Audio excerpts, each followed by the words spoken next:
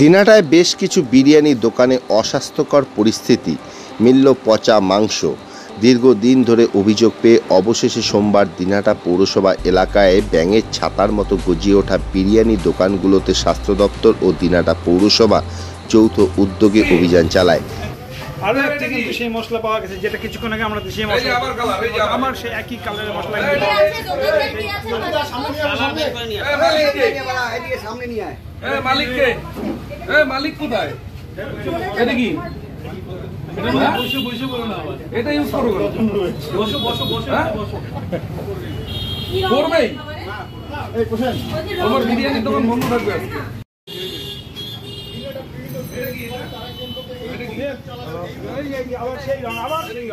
আবার সেই রং যে রং করে ক্যান্সারে আক্রান্ত হয়, এই রঙে একদম যে রং থেকে ক্যান্সার দেখা যায় সেই রং কিন্তু ব্যবহার করছে বিরিয়ানির দোকান। দিনাটা শহরের শহীদ কর্নার এলাকায় বিরিয়ানির দোকান, দিনাটা শহরের শহীদ কর্নার এলাকায় বিরিয়ানির দোকান নানাভাবে ক্ষতি করছে, এই রং ব্যবহার করছে। আমরা সেই কারখানায় যাইতে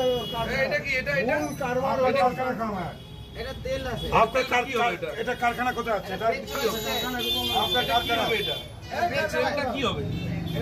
তেল তো এটা তেল এইভাবে রাখা কেন? ঢাকনা কোথায়?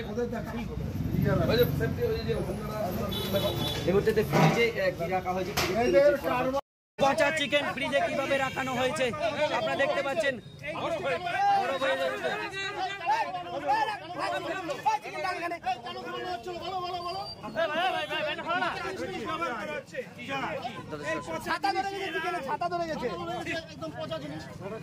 সেই পচা কয়েকদিনের পচা জিনিস খাওয়ানো হচ্ছে।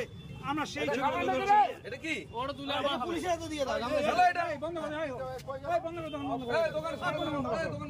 দেখতে পাচ্ছেন কিভাবে পচা মাংস রাখানো হয়েছে। ভাই কতদিন থেকে পচা জিনিস ব্যবসা করো?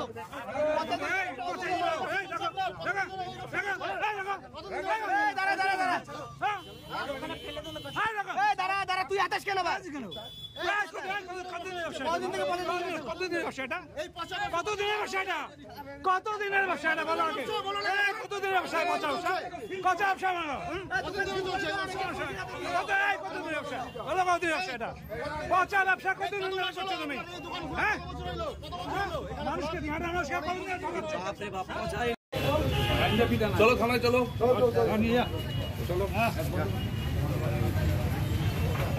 দোকান আগেই বন্ধ করতে হবে। তুই চল বাইরে আসবি তো।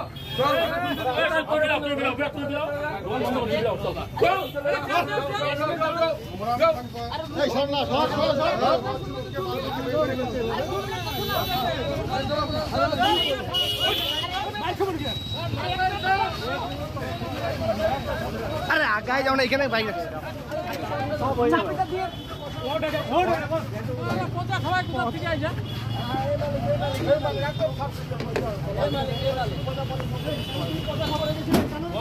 আমাদের কাছে বিগত 1-2 দিন ধরে একটা অভিযোগ আসছে, বিরিয়ানি যেসব দোকানগুলো আছে ওখানে মানে একটা কেমিক্যাল মেশানো হয়, যেটা মানুষের স্বাস্থ্যের পক্ষে বিরাট ক্ষতিকারক।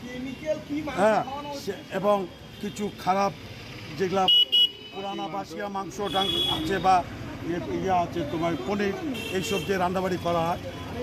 আমরা ফুড সেফটি অফিসারকে ডেকেছিলাম, এইচডি হসপিটাল সুপার সাহেব ছিলেন, আমার পৌরসভার আমরা কাউন্সিলর ছিলেন।